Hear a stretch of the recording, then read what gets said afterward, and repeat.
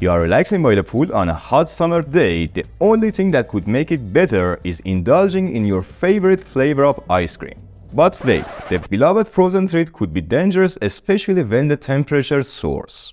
Hi there, it's Ehsan and I'm so excited to have you here. We all know that eating too much ice cream can lead to high cholesterol and blood sugar, but there is something even more worrisome that you might not be aware of. Studies have shown that there is a correlation between ice cream sales and drowning incidents each year. But before you start thinking that ice cream is some sort of aquatic assassin, let me explain the difference between correlation and causation and how we can keep enjoying our frozen treats.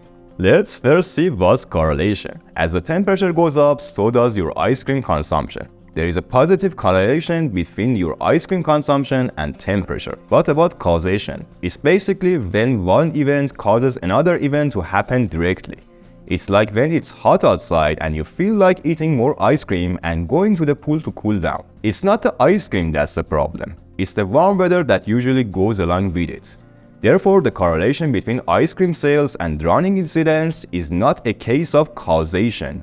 Imagine one of our early human ancestors was out hunting and noticed some bushes moving in the distance. They might have wondered, is it just the wind or is there a wild animal hiding in there? They developed an innate tendency to recognize patterns and seek out information that confirms their beliefs, known as confirmation bias. Today, we still have this bias. As a consequence, we might mistakenly think that just because two things are related, one must have caused the other.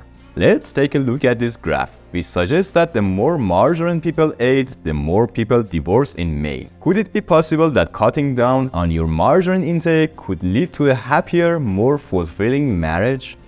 And did you know that the number of people who drown by falling into a pool is surprisingly correlated with the number of movies Nicolas Cage has appeared in? I guess we better ask the man himself to stop making so many movies and save lives. By now, you should have got the idea of what I'm trying to say. Seemingly unrelated factors can be correlated nicely, and sometimes wrong can feel so right. The story of Olivia is relatable. One day she was scrolling through her newsfeed and she saw this headline about coffee being bad for health. It freaked her out, so she decided to cut down on her coffee intake. But then, after a while, she saw another article saying that coffee can be really good for health.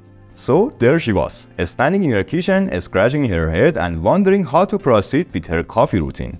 Similarly, there are countless news headlines about benefits of different diets for weight loss. Weight loss is a complex process that involves many factors. If you are interested, we also made a video discussing the best diet plan for weight loss. Many health and nutrition studies rely solely on correlation, which doesn't necessarily indicate causation. To establish a causal relationship, these correlations should then be confirmed through various types of studies, including randomized controlled trials, or RCT. We are always putting the time and effort to bring you the best content, so if you are loving what you see, give us a big thumbs up by hitting that like button. Big data and AI are currently hot topics. It involves analysis of extremely large datasets for identifying patterns that might be missed using traditional analytical techniques. However, does having more data necessarily translate into better results?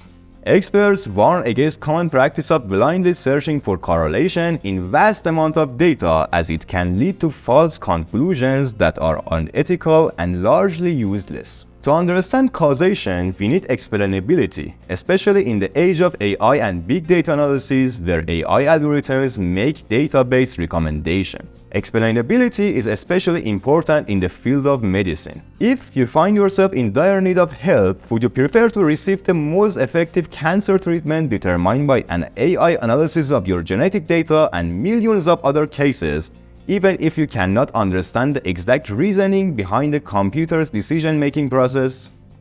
Alternatively, would you rather receive a less effective treatment that you can understand the rationale for? So, how can we avoid these pitfalls? We need to be mindful of our biases and exercise caution when interpreting data to avoid drawing false conclusions. I hope this video has inspired you to think critically about the connections we make and the conclusions we draw. So the next time you come across a flashy headline, you will keep in mind that correlation doesn't necessarily imply causation. Thank you for watching. If you have enjoyed this video, don't forget to subscribe. See you in the next video.